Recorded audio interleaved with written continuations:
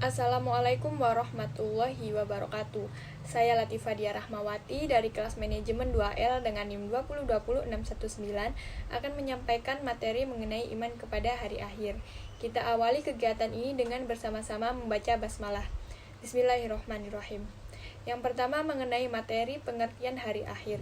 Pengertian beriman kepada hari akhir atau hari kiamat adalah hari berakhirnya seluruh proses kehidupan makhluk hidup di dunia yang kemudian akan diikuti oleh kebangkitan dan penghakiman oleh Tuhan.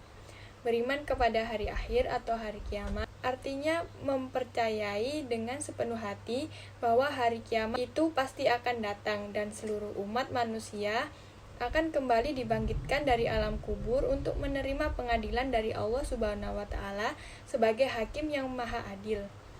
Hal ini sesuai dengan firman Allah Subhanahu wa taala dalam surat Al-Hujj ayat 7 yang berbunyi, "Dan sesungguhnya hari kiamat itu pastilah datang, tidak ada keraguan kepadanya, dan bahwasanya Allah membangkitkan semua orang di dalam kubur." Yang kedua, tanda-tanda datangnya kiamat. Tidak ada yang tahu kapan datangnya hari akhir sekalipun para nabi dan rasul ataupun malaikat yang hubungannya begitu dekat dengan Allah. Seperti firman-Nya di dalam Quran surat Al-A'raf ayat 187. Namun Rasulullah memberitahu kepada kita beberapa tanda-tanda datangnya hari akhir. Dari tanda-tanda yang kecil seperti lenyapnya ilmu pengetahuan, bukan lembaran ilmunya yang hilang, melainkan tokoh-tokoh ilmunya yang memiliki iman kokoh yang hilang seperti para ulama, sehingga merajalelanya kebodohan. Meluasnya kemungkaran seperti yang kita lihat di zaman sekarang ini, di mana yang salah dibenarkan dan yang benar disalahkan, sehingga suburnya kemaksiatan, merebaknya pembunuhan, para pendusta, memperlombakan jabatan, sering terjadi gempa bumi, dan kemenangan kaum muslimin atas Yahudi.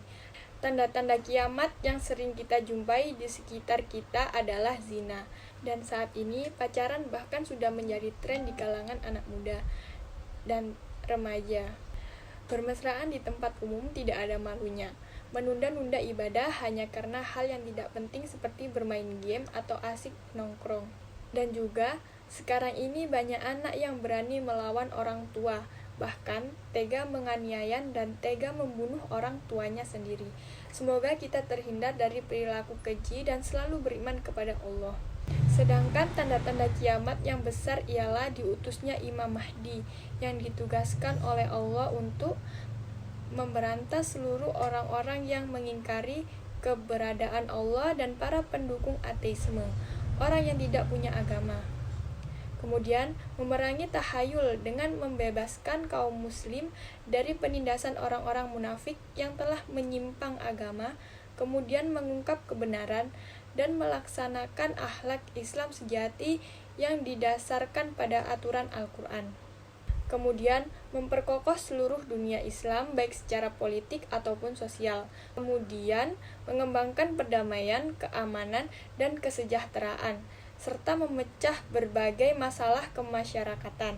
Mungkin itu materi dan contoh sosial yang dapat saya sampaikan.